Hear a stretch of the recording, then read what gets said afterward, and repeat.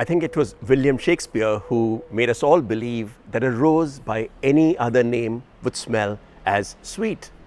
But if you're Chanel or Calvin Klein, you'd probably want the world to know that a perfume by any other name would never be quite the same. I made a recent trip to a perfume factory in the south of France, and I learned 2 lessons.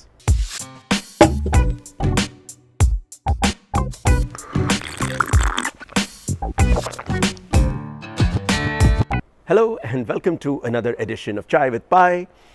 On a recent visit to a fragonard factory in Provence, I learned a thing or two about the wonderful world of perfumes. I want to share 2 quick lessons. The first is a very simple one. The second, the more interesting from my perspective. The first thing I learned, of course, was that when you're using perfume, it's a great idea to kind of spray it here, just around the inside of your wrist. And I was wondering why that might be the case, and there's apparently a good reason.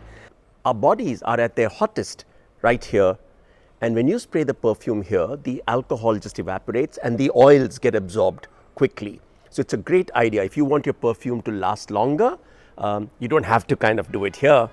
This is a good place. So that's like the really useful tip that I came away with. But here's the more interesting lesson.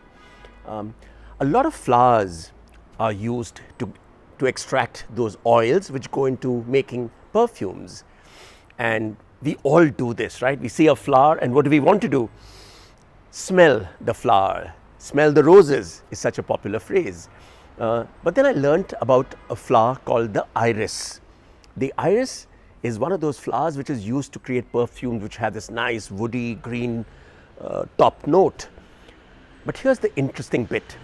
In the case of an iris, it's not the petals which have the perfume, it's the root of the flower. The bulbous root of the iris actually has the oil that leads to the perfume. Think about it. We all thought it was the flower, it's the petal.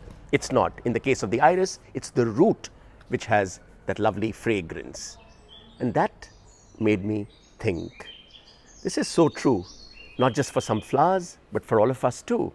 Very often, we look at a flower or we look at a person and dismiss the person as not being particularly good, when the reality is we are looking at the petals. We haven't gone down to the root.